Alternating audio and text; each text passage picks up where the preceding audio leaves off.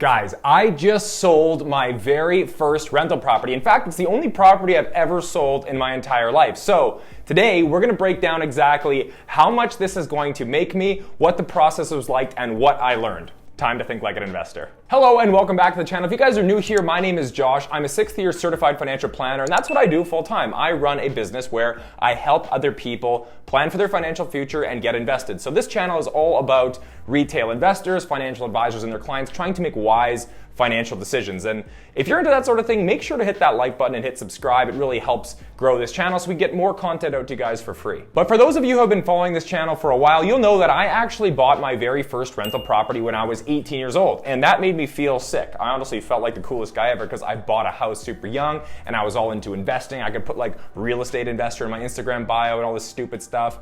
And so that was big for me. But now just this week, that property actually sold. It closed, possession's been done, and it feels pretty good, honestly. Thinking back, there was a lot of good times, there was a lot of good luck, there was a lot of bad times, and a lot of bad luck. It's such a roller coaster owning rental real estate. And I mean, like, for example, I remember this one time, in terms of bad luck, I had these tenants who had stuffed so many diapers down the drain and like pushed them down and kept flushing it, that the entire wastewater system underneath my property exploded. Eventually so much pressure built up that it just. And that's not great, because if some sort of major plumbing line explodes underneath your house, what does that mean? That means you either have to drill out your basement or you have to drill out the front yard, whatever it might be, to try to repair what's underneath. And that's exactly what we had to do. So I remember being like 19 or 20 years old and being freaked out and so scared because a construction company had to come to my house, figure out what was going on. They identified the problem, brought in these massive trucks and started drilling massive holes all in my front yard, just shredding everything up. And they essentially said to me, hey, there's good news and bad news here. Good news is, if this break in the pipe is on the city's side of the property, the city has to pay for it. If it's on your side of the property, it's probably gonna be about $15,000 and we'll send you the bill. And I was like, oh my goodness. Like, I'm starting out my career as a financial advisor. You guys know, if you've been following this channel, that's very difficult to do. You're not exactly raking in cash the first couple of years. And so for me, the idea of $15,000 bill out of nowhere, that was gonna mean probably debt or a home equity line or something. And so I'm freaking out, kind of like watching this whole process unfold while these construction guys are like digging through the front yard, and they say, oh, we found it. And I come running over and I look, and they're like, would you look at that? It's on the city side, and it was on the city side for about 6 inches. If the burst had happened 6 inches earlier, it would have been a $15,000 bill for me, but I skirted that and the city had to pay for it. So there's times like that where there's bad luck that becomes good luck, and then there's straight up bad luck where tenants actually just start doing methamphetamine in your property and they completely destroy it, trash it, and put demonic paintings all over your walls, like this. And so I've been run through the gamut of all the real estate investing woes, but also the really good parts. When I think back on it as a new financial advisor or someone building my own business, it was very nice to have a secondary income stream that I could rely on. Every single month, net of expenses, that property would kick out $500 or $600, and I knew that there was always gonna be that cash, regardless of how good my business was going or if we were getting any traction there was always gonna be at least something to get most of the bills taken care of. But it also hurt me equivalently on the flip side. You know, you'd have a great time at work, you're making breakthroughs in the business, all of a sudden you're getting paid, oh my goodness, this is amazing, there's money hitting my account, and then your tenants trash your property and all that money you just made goes into restoring this house. And so there were times where I relied on it and other times where it hurt me. And all that being said, I don't regret any of it at all. I'm really happy I did it. I think if you're someone who is ambitious and you have a ton of energy and you're well capitalized, I don't think it's a bad idea to get involved in residential, multifamily, commercial real estate investing. It's great because of the leverage.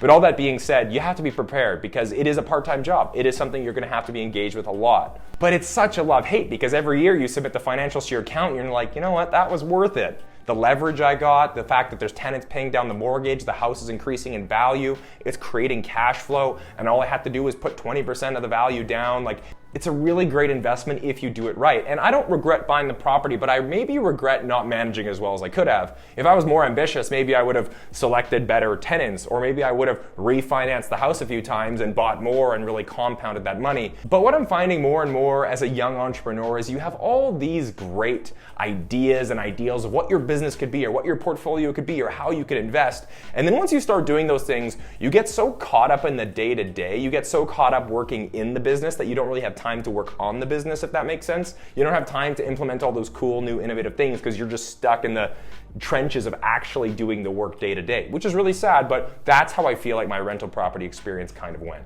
Now, I want to talk to you a little bit about the financials and how this worked out for me as an investment for aspiring real estate investors or anyone who's interested in this sort of thing. For me, speaking of luck, I got very lucky. I timed this purchase quite nicely, not as if I was trying to, but it just worked out. I bought in a buyer's market. There wasn't all sorts of offers going on this house, this rental that I bought. It was actually listed for $200,000. It didn't sell. They dropped it down to $190,000. I entered negotiations at $190,000. And then what happened was some kids came by and committed arson in the back and lit the garage on fire. I was gonna demolish it anyways, but the realtor, being the smart realtor, said, hey, now that the garage is gone, maybe we can use this as leverage. Let's counter offer and say, well, we're not in a deal anymore unless we can do $180,000. And that worked out nicely because at the end of the day, that's where we purchased the house. And so I bought this property for $180,000, a $36,000 20% down payment. And later, 8 years later after I bought it in 2014, it's now 2022, I'm selling it for $260,000. And so for me, this was a big reason of why I chose to sell now, but the reality is I bought in a buyer's market and I'm selling in a seller's market. It's not as if I tried to do that. Sometimes things just work out in your favor, and that's kind of what happened here. We actually were able to sell the house above our asking price within 48 hours of listing it. And so that kind of goes to show what kind of market we're in, and a big motivator of why I decided to sell right now, because it was unbelievably easy. So if I do the investment math on that, that's like a 4.7% annual compounded growth rate on what I bought the house for versus what it's worth now. So that's really nice. But the thing is, the great thing about real estate investing, guys, is the leverage aspect. I only had to put $36,000 down, which means the return I get, the $80,000 difference from $260,000 to $180,000, I earned but only had to put up $36,000 of that. So the reality is, on a cash basis, the return was more like 10.5% compounded for 8 years, which is really nice considering the fact that the property also had cash flow through it that entire period and the mortgage got paid down. And that's the next thing to mention, right? With real estate investing, the tenants pay down the mortgage. And for me, the only thing left on that mortgage is $113,000. So if I sell for $260,000 and have to pay off that loan, I'm gonna gross about $147,000 that I'm gonna have to figure out what to do with. And maybe stay tuned for next video if you guys wanna see me think through how I'm gonna allocate $150,000 to invest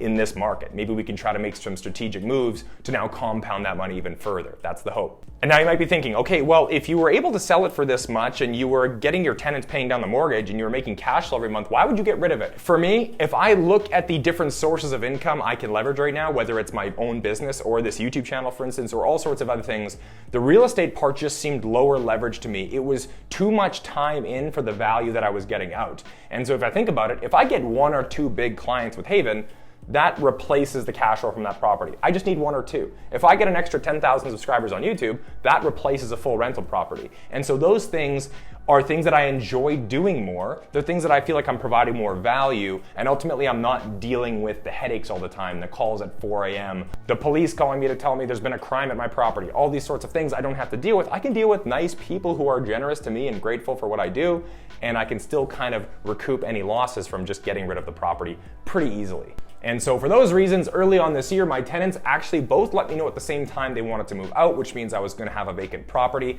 That allowed for the perfect timing of some friends I had who actually specialize in flipping houses and selling them. They're contractors and realtors. They reached out and said, hey, do you want to sell this thing? Like, we'll quickly flip it. You throw a couple $1,000 in and we'll be able to sell it for quite a bit more. We'll be the contractors and the realtors. I said, that's perfect because my tenants are moving out. It's probably time to do this. We're in a seller's market. It's red hot.